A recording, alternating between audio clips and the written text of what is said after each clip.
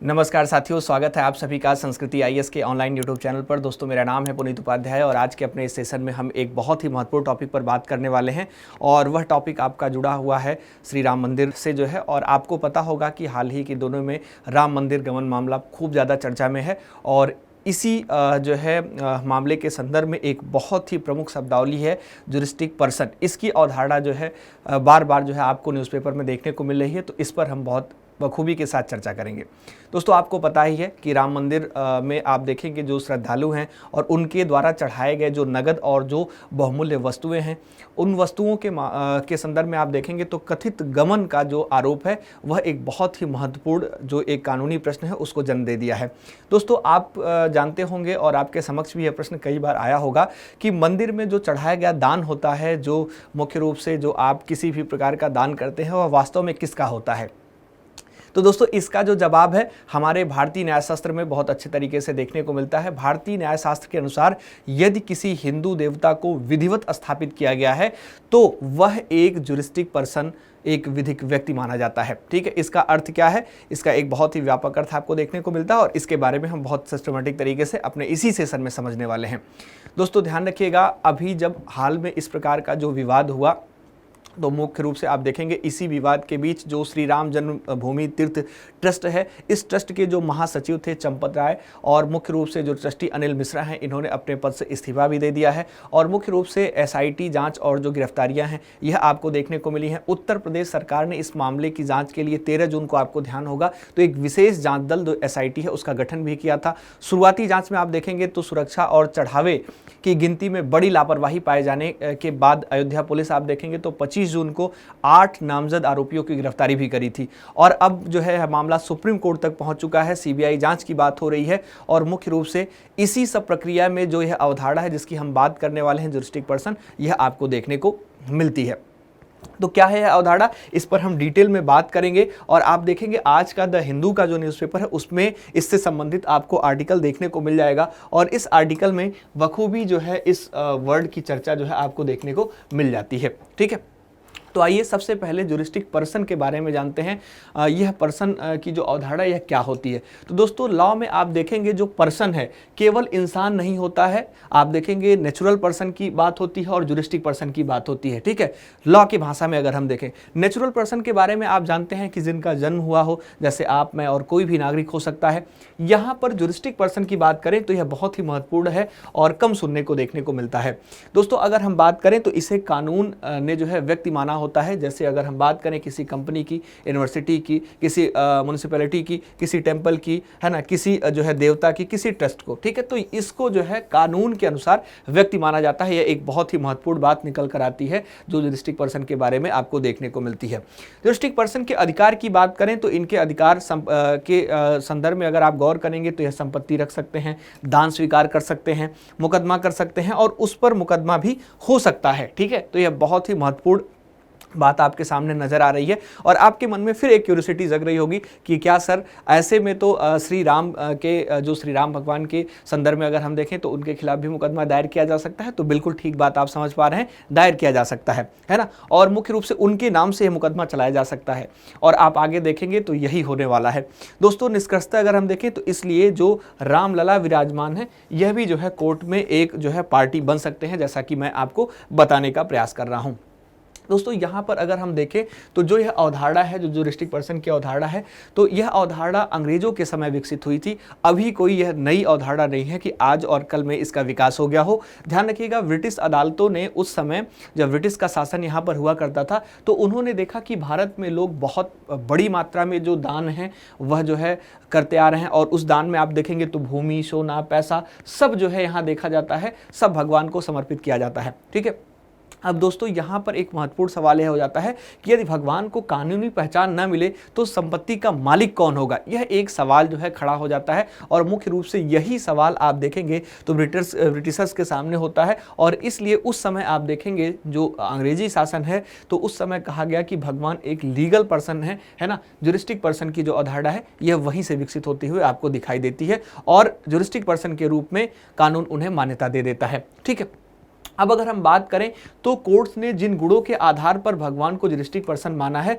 वह दान प्राप्त करने की क्षमता, संपत्ति रखने की क्षमता, संपत्ति का प्रबंधन करवाने की क्षमता, कानून में अधिकार और कर्तव्य होने की जो क्षमता है यह जो है देखने को मिलती है। ठीक है, तो जैसे आप देखते हैं कि इंसान को कानून पर्सन मानता है वैसे ही भगवान को जो है जुरिस्टिक पर्सन माना जाता है। ठीक, यह बात आपको क्लियर हो पाई होगी। अब इसी संदर्भ में एक शब्द और खूब चर्चा में रहा है, डेडिकेशन शब्द। यह जो है बहुत अच्छे तरीके से इसकी भी चर्चाएं हो रही हैं। ठीक है, तो यह क्या होता है इसके बारे में बात करें तो दोस्तों किसी संपत्ति को ईश्वर, ठीक है यहां पर करेक्ट कर लेंगे, ईश्वर के नाम पर अस्थायी रूप से समर्पित करना ही आप देखेंगे तो डेडिकेशन कहलाता है। उदाहरण के तौर पर आप इस प्रकार से समझ सकते हैं कि यदि कोई व्यक्ति अपनी मान लीजिए 10 एकड़ की भूमि है ना, वह श्री राम जी के नाम पर कर देता है तो उस भूमि का जो मालिक होगा या उस भूमि के जो मालिक होंगे वह व्यक्ति नहीं स्वयं बल्कि जो है जो भगवान है वह होंगे जिनको हमने स्थापित किया है। ठीक है, तो यह आप ध्यान रखिएगा, यह जो है डेडिकेशन के संदर्भ में आप समझने का प्रयास करिएगा।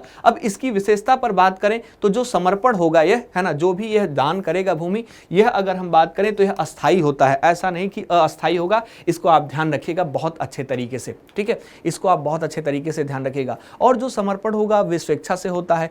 एक बार समर्पित होने के बाद जो संपत्ति है वह देवता की हो जाती है। जैसे अगर भगवान राम जी को 10 एकड़ की भूमि दान कर दी गई तो है भगवान राम के नाम से ही हो जाएगी। उसका यूज ना कोई ट्रस्टी कर सकता है, ना कोई ट्रस्ट का सदस्य कर सकता है, ना कोई भी जो है उसका यूज कर सकता है और इसे वापस भी नहीं लिया जा सकता। ठीक है, तो निष्कर्षतः अगर हम देखें तो जब किसी संपत्ति का डेडिकेशन देवता के नाम होता है तो वह संपत्ति देवता की मानी जाती है, न कि दाता की। ठीक है, तो यह क्लियरिटी आपको बहुत अच्छे तरीके से ध्यान रखेगा। अब दोस्तों जो यह संपत्ति है आप अक्सर देखते होंगे कि जो पुजारी है, जो उस मंदिर का ट्रस्टी है, वह उसका उपयोग करता हुआ आपको नजर आता है। आपको लगता होगा कि वह उसको यूज कर रहा है। तो मंदिर की संपत्ति उसमें जिसमें भूमि, भवन, दान, आभूषण आदि शामिल होते हैं, यह मुख्य रूप से पुजारी की नहीं होती हैं। यह विशेष तौर पर जो पुजारी है वह उसका यूज नहीं कर सकता। अगर वह ऐसा करता है तो उसके खिलाफ कार्रवाई करी जा सकती है। इसके अलावा सेवैत की भी नहीं होती है, जो मुख्य रूप से आप देखेंगे मंदिर को रोज धोते हैं, मुख्य रूप से उनकी भगवान की सेवा करते हैं, तो उनकी भी नहीं हो सकती है। जो उस मंदिर के नाम से ट्रस्ट बना है उस ट्रस्ट की भी नहीं होती है, यह भी ध्यान रखिएगा।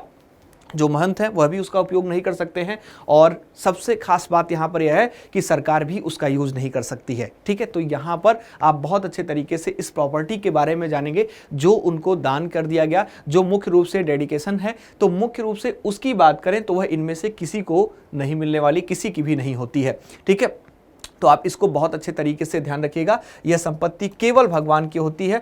और इसके संदर्भ में आप देखेंगे तो एक मैनेजर की आवश्यकता होती है। और जो मुख्य रूप से जो यह ट्रस्ट है, जो मुख्य रूप से इनके सारे काम हैं, वह उसको मैनेज कर सकता है। तो एक प्रबंधक जो है होता है जो मुख्य रूप से इसको मैनेज करने का काम कर सकता है, लेकिन इसका उपभोग नहीं कर सकता, इसको यूज में नहीं ला सकता।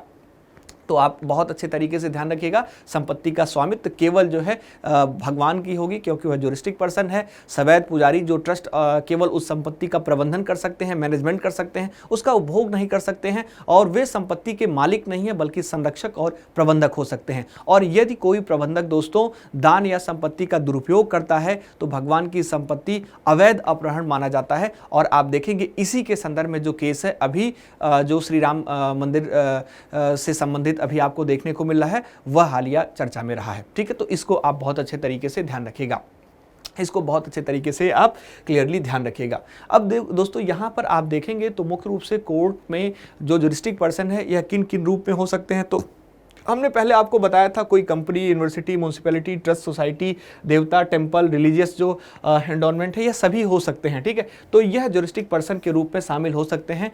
कई बार जो है आपको देखने को मिलेंगे ऐसे, है ना। और इनकी मुख्य विशेषता क्या होगी, अपनी संपत्ति रखेंगे, यह दान स्वीकार करेंगे, अपने अधिकारों की रक्षा के लिए मुकदमा कर सकते हैं, उनके खिलाफ मुकदमा दायर किया जा सकता है और कानून में इन्हें व्यक्ति माना जाता है। ठीक है, तो यहाँ पर आप बहुत अच्छे तरीके से इसको ध्यान रखिएगा। दोस्तों आपको पता होगा, थोड़ा सा राम जन्मभूमि के केस के इतिहास के बारे में थोड़ा सा बात करें संक्षेप में, तो आपको पता होगा सन 1528 से ही कहानी स्टार्ट होती है, इस केस की पृष्ठभूमि स्टार्ट होती है।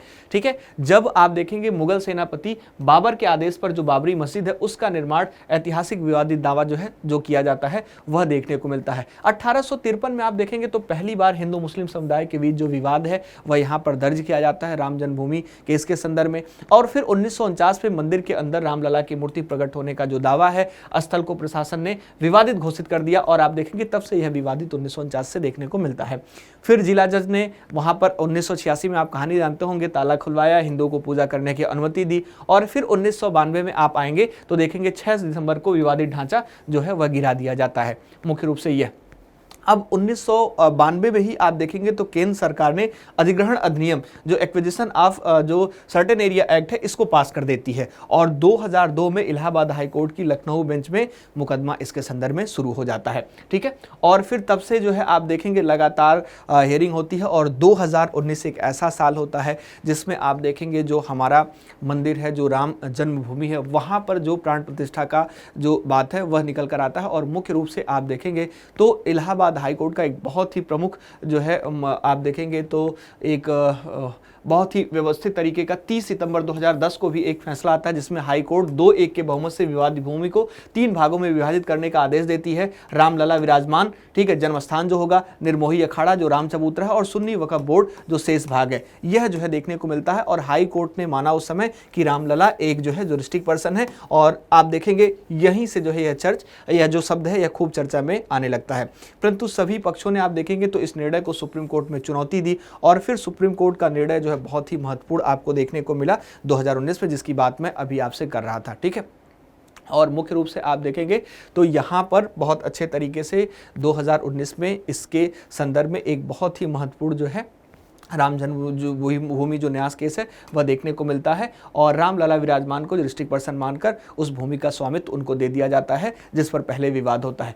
दोस्तों यहाँ पर आप देखेंगे तो केवल यही एक मामला नहीं है, इसके पहले आप देखेंगे तो जो प्रमथानाथ मुलिक वर्सेज जो है प्रद्युम्न कुमार जो है मलिक 1925 का केस है, इसमें भी आप देखेंगे तो देवता जो मुख्य रूप से देवता इज है जो जुडिशियल पर्सन जो आपको देखने को मिलते हैं, यह इस केस में भी आपको नजर आएंगे। इसी प्रकार से आप देखेंगे तो लक्ष्मी नारायण वर्सेस गौरी दत्ता का केस 1934 का है, इसमें भी आप देखेंगे तो मुख्य रूप से देवता को इस प्रॉपर्टी का प्रॉपर हकदार माना जाता है। और इसी प्रकार से राम जन्मभूमि न्यास केस 2019 का जो सुप्रीम कोर्ट का वर्डिक्ट है, इसमें भी आप देखेंगे तो मुख्य रूप से यहाँ पर जो ज्यूरिस्डिक्ट पर्सन है वह भगवान को माना जाता है। तो यह सभी जो पृष्ठभूमि आपको ध्यान रखनी होगी। ठीक है, बहुत अच्छे तरीके से आपको इसको कनेक्ट करना होगा और साथ ही साथ हर एक चीज को आपको ध्यान में रखना पड़ेगा। ठीक है, तो यहाँ पर दोस्तों एक बार आप फिर से ध्यान रखिएगा, फिर से मैं एक बार रिवाइज करता हूँ कि मुख्य रूप से इस लेख में बहुत अच्छे तरीके से आपको यह स्पष्टीकरण मिल पाया होगा